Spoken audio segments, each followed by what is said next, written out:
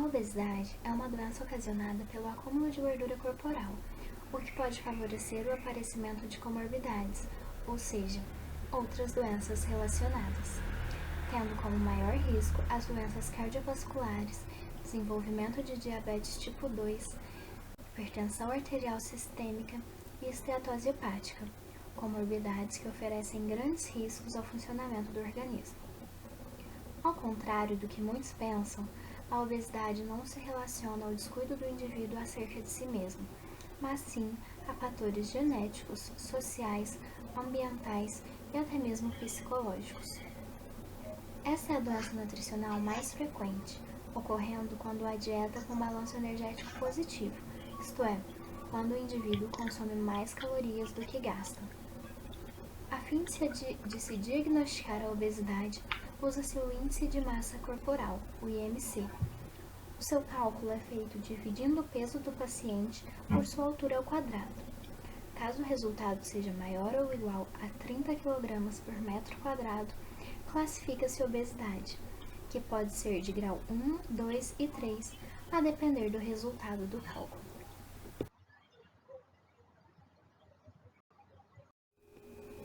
Para ilustrar, temos aqui a fórmula e um exemplo do cálculo de IMC.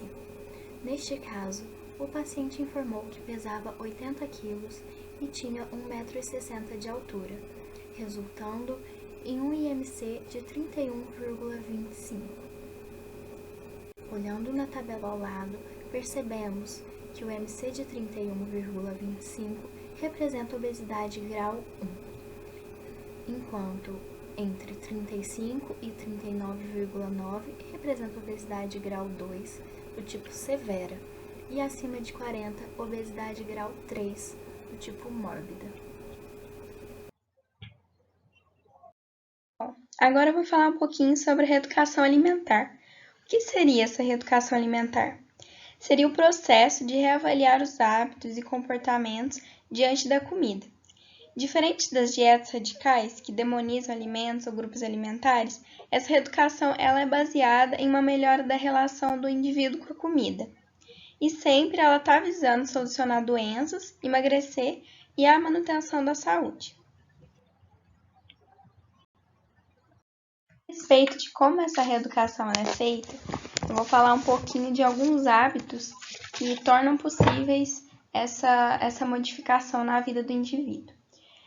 Beber muita água durante o dia, ao menos 2 litros por dia, evitar ingerir líquidos junto com os alimentos, fazer refeições em ambientes tranquilos, sem distrações, eliminar alimentos processados com ingredientes desconhecidos, criar o hábito de cozinhar em casa para adquirir mais consciência da alimentação, unir a alimentação saudável a outras práticas para qualidade de vida e bem-estar, sugestão de modificação de cardápio de uma comida similar daquela que a pessoa estava acostumada, mas tinha um alto índice calórico, uma alta concentração de açúcar ou gordura, por alimentos que são menos prejudiciais, mastigação, fracionamento da alimentação, entre outros. E não necessariamente a reeducação alimentar ela significa a restrição de alimentos, mas organizar melhor a ingestão das porções dos alimentos de forma mais saudável.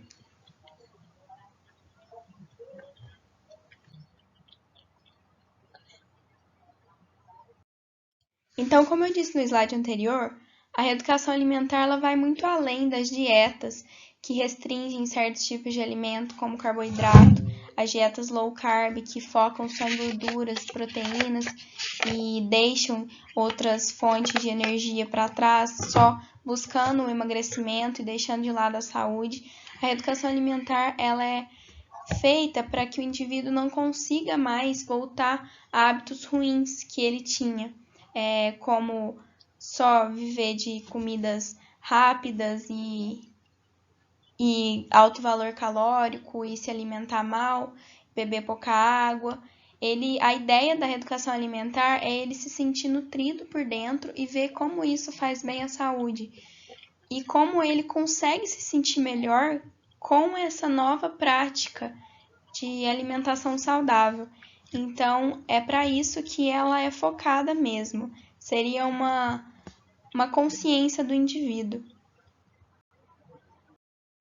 E por fim, essas duas fotos elas servem para mostrar como essas comidas estão relacionadas aos prazeres momentâneos da alimentação gorda. É uma alimentação que ela dá felicidade na hora da ingestão, mas que depois vem as consequências não só da obesidade, todas as doenças que ela pode causar, como também da gordofobia que está intrínseca na nossa sociedade e que faz as pessoas sofrerem preconceito, faz as pessoas não se sentirem bem perto dos outros, serem motivos de piada, e então isso ele se concentra no prazer da ingestão da comida.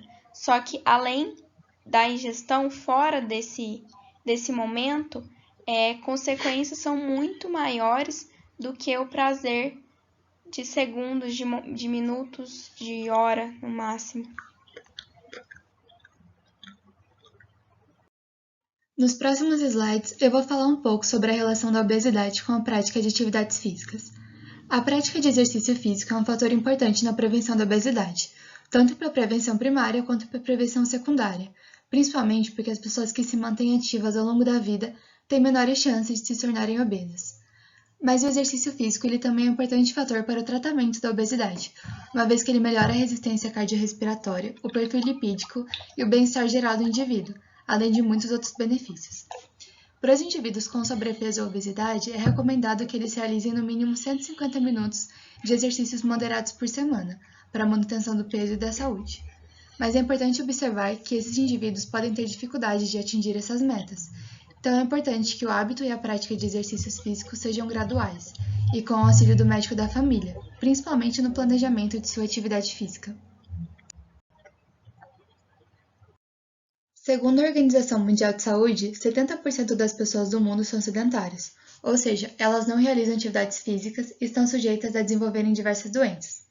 Embora a maioria dessas doenças relacionadas com o sedentarismo se manifestem na vida adulta, é comum que elas se desenvolvam ou se iniciem na infância. Para as crianças, é recomendado que elas realizem pelo menos 60 minutos de atividade física diária, moderada ou intensa. Mas atualmente, o número de crianças sedentárias está cada vez mais alto, justamente porque elas não realizam essa quantidade necessária de atividades. Existem muitos fatores que explicam o porquê do aumento do nível de sedentarismo nas crianças, mas dentre eles, os principais são a tecnologia e a insegurança social. A insegurança social é um fator muito importante, porque com o crescimento da violência nos centros urbanos e com a diminuição do espaço, as crianças ficam cada vez mais confinadas dentro de casa. Portanto, essas atividades sedentárias elas ficam cada vez mais recorrentes. E a tecnologia, por sua vez, ela pode agravar ainda mais a situação, porque ela pode ser usada como instrumento de lazer por essas crianças, o que desincentiva ainda mais a prática de exercícios físicos.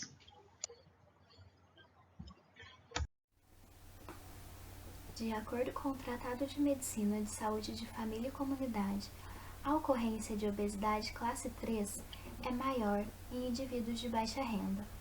A teoria é de que isso se deve ao fato de que os alimentos processados e com mais açúcares são mais práticos e economicamente acessíveis para a população, que, vivendo na correria do dia a dia, preferem opções como macarrão instantâneo e bolachas para as refeições principais, substituindo frutas, legumes e opções integrais, que, além de demandar um maior tempo de preparo, também são mais caras.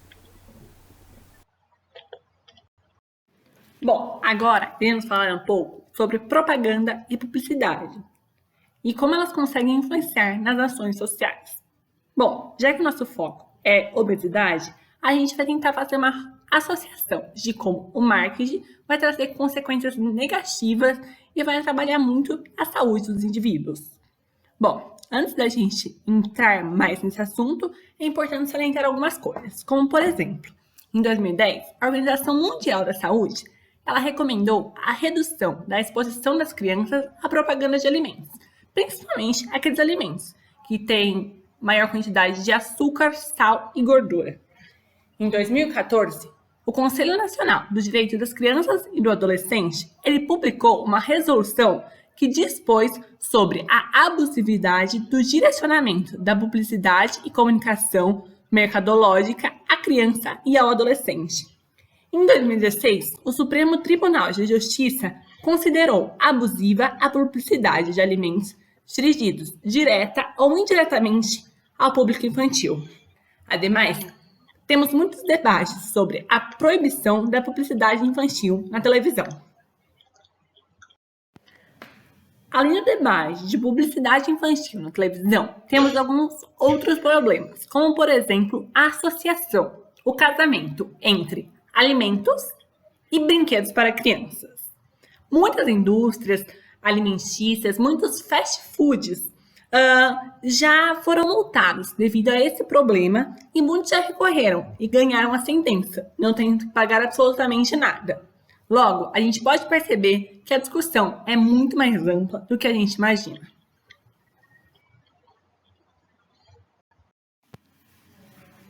Também podemos observar a associação de personagens infantis, alimentos e frases de forte impacto, como por exemplo, abra a felicidade e frases afirmativas para alimentos gordurosos.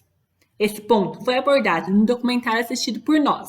O documentário se chama Muito Além do Peso. Tal documentário nos faz refletir sobre diversos aspectos sociais e econômicos que influenciam em nossa vida, em nossa alimentação. Por fim, trago alguns fatos que provam que muitas vezes somos enganados e caímos na tentação da propaganda.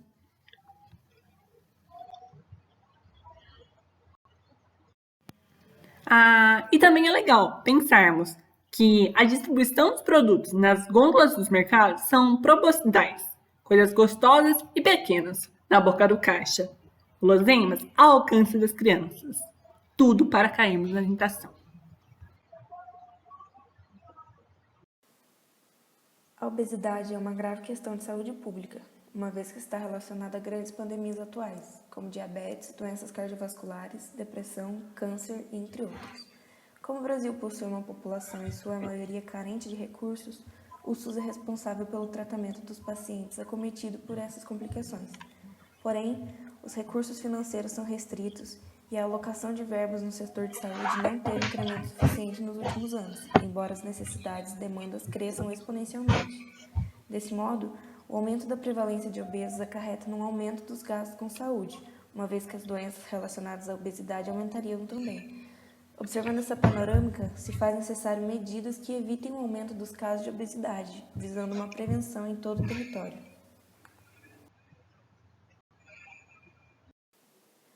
O Ministério da Saúde enfoca a obesidade sob a perspectiva da prevenção de doenças crônicas não transmissíveis. Nesse sentido, o Plano de Enfrentamento às Doenças Não Transmissíveis, lançado em 2011, inclui algumas metas relativas à obesidade a serem cumpridas. Além disso, estratégias de prevenção já foram criadas, como o Programa Academias de Saúde de 2014, que prevê a criação de academias de ginásticas vinculadas às unidades de saúde, e a Política Nacional de Alimentação e Nutrição no âmbito do SUS, que tem como objetivos a formulação de políticas no campo social e econômico que possam garantir o acesso à saúde, a execução de ações de promoção, proteção e recuperação da saúde e a identificação de seus condicionantes e determinantes, dentre eles a alimentação.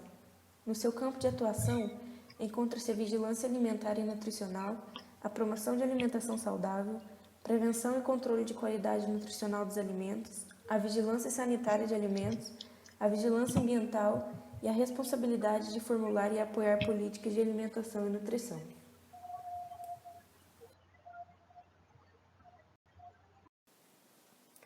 Apesar do Ministério ter criado iniciativas a fim de diminuir os números de pessoas obesas no Brasil, ainda há questões que devem ser revistas, como a alimentação escolar. A questão da educação alimentar deve ser incluída no espaço escolar, uma vez que as crianças passam grande parte de seu tempo nesse ambiente. Contudo, não basta apenas serem compartilhados durante as aulas os conhecimentos acerca de uma alimentação adequada. Isso deve ser colocado em prática, o que não ocorre na maioria das cantinas das escolas. A maioria dos produtos vendidos nas cantinas e as merendas fornecidas pelo sistema de ensino público não são exemplos de alimentos saudáveis, visto que há, em exagero, produtos à base de açúcar, gordura, embutidos e processados. Esses produtos, querendo ou não, fazem parte do hábito das crianças e, por isso, uma reorganização nos cardápios das escolas deveria ser feita, a fim de incluir no dia a dia dos alunos alimentos saudáveis. Outro ponto que deve ser revisto é a questão de os investimentos em propagandas de produtos industrializados serem maiores que o investimento que é feito para propagandas de cunhos saudáveis. É fato que as propagandas têm grande influência na vida de quem é exposto a ela. Então, se faz necessário um aumento das propagandas que visam a prevenção da obesidade, influenciando em pontos que são marcantes para essa doença, que é o hábito alimentar e a prática de exercícios físicos. Outro ponto importante que deve ser revisto é que não adianta ter projetos que instalem academias ao ar livre se a população não tem segurança ou ao menos acesso a esse benefício.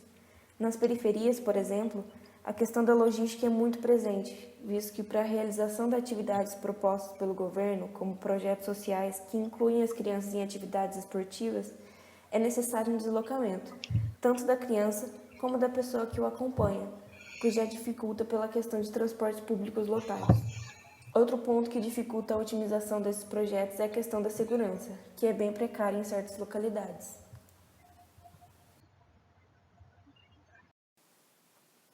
É claro que a obesidade deve ser combatida em modo multifatorial, visto que suas causas têm origem em diversos pontos, como nível socioeconômico, escolaridade, hábitos alimentares, valores culturais, entre outros. Os ambientes obesogênicos precisam mudar. Mas afinal, o que são esses ambientes? Ambiente obesogênico diz respeito às influências que o ambiente e as condições de vida têm nas escolhas por parte dos indivíduos de hábitos de vida que promovam o desenvolvimento de obesidade. O termo abarca toda a gama de condições culturais, sociais e infraestruturas que têm impacto na capacidade do indivíduo para seguir um estilo de vida saudável em relação tanto à alimentação quanto à práticas de exercícios físicos. Como já dito, a prevenção é o melhor remédio, uma vez que diminui a prevalência de obesidade e diminui os gastos na área de saúde em relação a esse problema e suas consequências, fazendo com que os recursos que seriam destinados ao tratamento sejam utilizados para outros fins. Ademais, as políticas públicas em conjunto com uma comunicação pública, ou seja, o estímulo e a viabilidade de participação popular em atividades de prevenção, diminuiriam exageradamente os índices de obesidade no Brasil, pois estimulariam uma rotina saudável, com práticas de exercício e um cardápio diário regulado, e, consequentemente, proporcionaria uma melhor qualidade de vida à população.